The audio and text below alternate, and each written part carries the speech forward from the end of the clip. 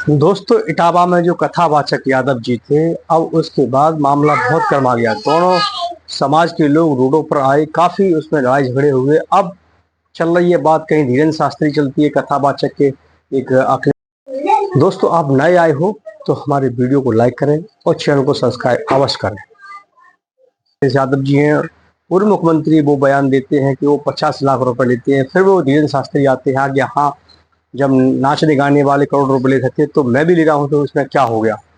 अब यहाँ ऐसे आ रही, इधर यहाँ आज तक जो चैनल है उस पर भी डिबेट होती है और वो लोग भी कहते हैं, वहाँ भी संत समाज का वहाँ पर डिबेट होती है। इस डिबेट में भी लोग अपना अपना पक्ष रखते हैं। वहाँ भी आप देख सकते हैं इस वीडियो, वहाँ पर नोक झोंक हो रही है, वो कर रहे हैं। उनको उनको कोई परमिशन नहीं है।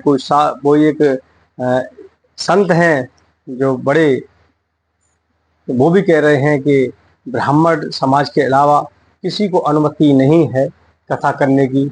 और बाबा रामदेव भी हैं, वो भी कह रहे हैं कि अगर पढ़े लिखी हो, ज्ञानी हो, तो आप कथा कोई भी कर सकता है। किसी शास्त्र में ऐसा कहीं नहीं लिखा है कि आप कथा नहीं कर सकते हो। आप शिक्षित हैं, पढ़ा लिखे की मतलब क्या हुआ है, आप ज्ञानी, वही जो ब्रह्म पहचाने। यहाँ समाज का मामला क्या हो गया पता नहीं, बड़े लफड़े चल रहे हैं। सुनिए हमारे इस पूरे वीडियो को, फिर देखिए, बताइएगा कमेंट करके जरूर।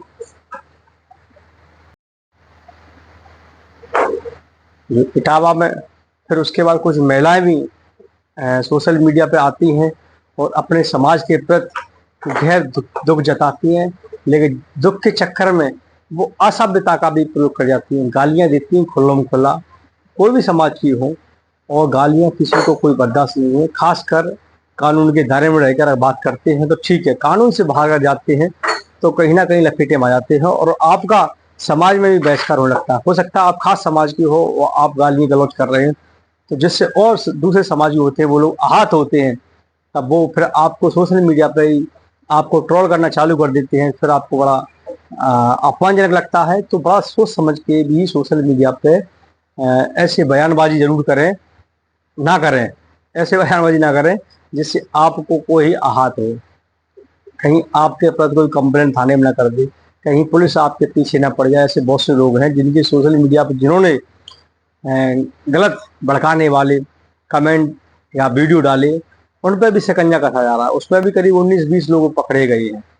और साथ में जिन लोगों ने खुल्लम खुल्ला अपने समाज के लिए लड़ने के लिए उसमें उन्होंने ताकत दिखाई सोशल मीडिया पे, वो भी पकड़ेगा। और वहाँ दंगे जो हुआ था, फिर उसके साथ में नोकझोंक हुई थी उस जगह पर, जिस गांव में ये दादरपुर जो गांव पड़ता है, जहाँ पर कथावाचक का ये कांड हुआ था, तो वहाँ पर भी काफ़ी लोग उसमें पकड़े गए हैं और उस पर कानून की कार्रवाई चल रही, काफ़ी लोग उसमें जेल गए हैं।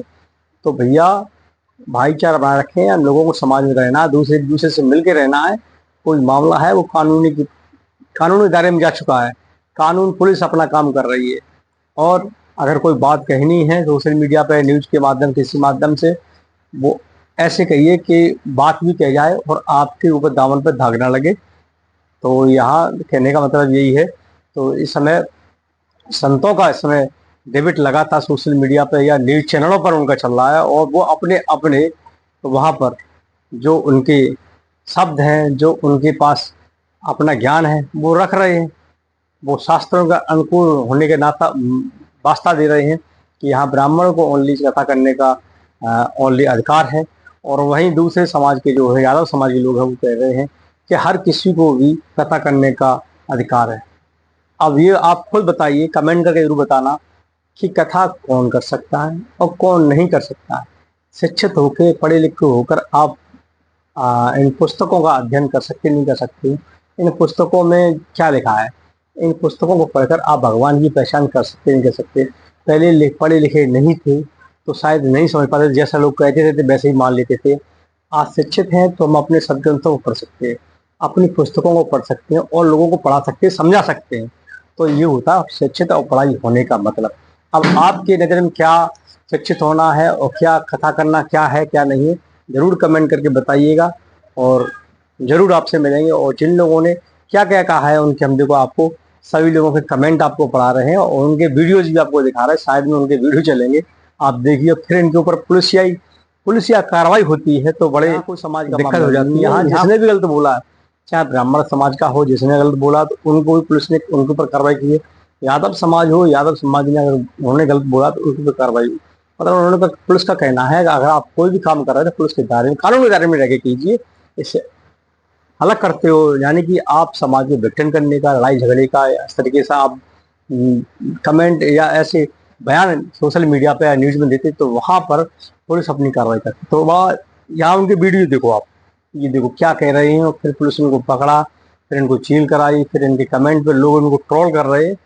कोई बहन है, बिटिया है, कोई भी है, वो ऐसे वीडियो बना बना के अपने समाज के लिए डाला है, उनको भी लोगों ने गालियां दी हैं। तो बड़ा समस्या है, बड़ा सोच समझ के काम करो। भावुकता में या किसी बहकावे में आगे लोग ऐसा काम कर जाते हैं, बाद में पछताना रह जाता है। कानूनी कार्रवाई होती है। और राजनीतिक फंडे हैं और नेता लोगों को उनका काम है, वो तो अपने करते हैं, उनका मैटर है। हम लोग समाज में रहते हैं, आम आम जनमानस है, तो आम जनमानस के हिसाब से अपना रहें जैसा भी है। और जो जिसने जो कृत्य किया है उसकी सबने अवहेलना की है, सबने उसको दुत्कारा है, पूरे देश ने उनको गलत कहा है। जिसने किया है, ऐसा नहीं होना चाहिए था। किसी का कोई पक्ष नहीं है भैया, जो भी है क्लियरिटी है और होनी भी चाहिए दोस्तों। फिर मिलेंगे कल एक नई वीडियो के साथ में, तब तक जय हिंद, जय भारत।